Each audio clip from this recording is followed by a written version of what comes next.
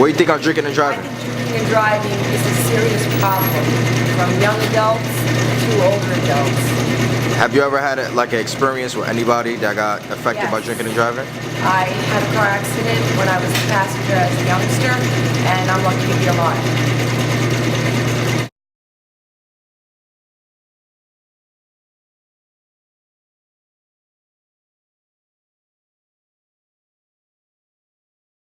Hello, what's your name? Kurt Romaine. So what do you think about drinking and driving? Well, it's a bad idea. What do you think people could do to reduce the issue of drinking and driving? I think the easiest thing to do to reduce the number of drunk drivers we have is, as far as bars, have that be controlled by the bartenders. As far as calling a cab, people who drink at home, who have a problem with that, they should have the ignition switch where you have to breathe in there before you can start it. I think that would reduce it. If all manufacturers put that in cars, that would reduce the number of drunk drivers we have. That's a good idea. Thank you for your time. All right. Well, the law says that you're not supposed to drink and drive. You not only put yourself at risk, but you put others at risk. So I believe that people should be responsible and don't drink and drive. What do you think people could do to reduce the issue of drinking and driving? Well, it's simple. The choice is not to drink and drive. That's what they have to do. That's what the law says they should do. What's your name? Leslie Payams.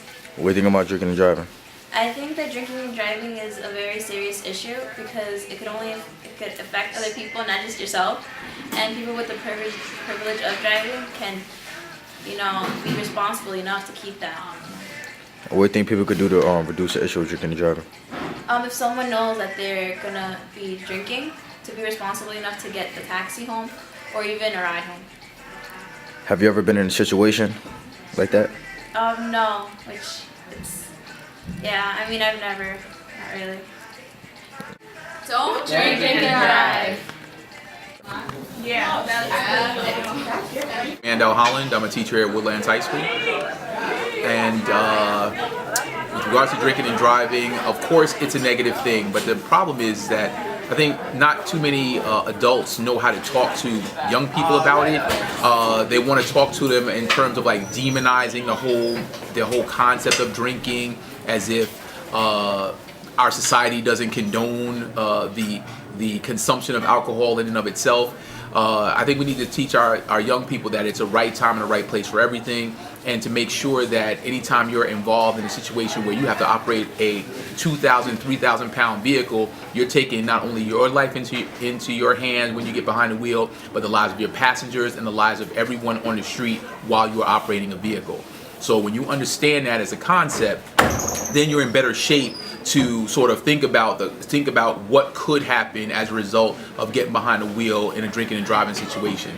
When I was in high school, my parents talked to me about it. My father always told me that if I was ever in a situation where I was riding with someone who was drinking and I didn't feel comfortable, to call him. It didn't matter what time of day or night it was. And fortunately, that only happened to me once. It only happened to me once when I had to call my dad for a ride, and I called him at 2:30 in the morning. He came and picked me up, no questions asked. So my advice with regards to speaking to students about drinking and driving is to speak to them in real terms, and I think they'll be able to understand that, to be able to comprehend it, answer their questions. Do not demonize their questions. Do not demonize drinking as if it's not something that society condones already. So if you're honest with young people, I think that you can reduce drinking and driving significantly just by having honest and candid conversations with young people. Thank you for your time. Thank you. Hi, what's your name? Ed Woods. Have you ever had experience, with a drinking and driving situation? Yes. How was that situation for you? The situation was very bad. Very bad? I was a passenger in a car in the back seat with a female, and a friend of mine was taking some medication and was drinking, and he ran into the back of a truck. We were badly injured.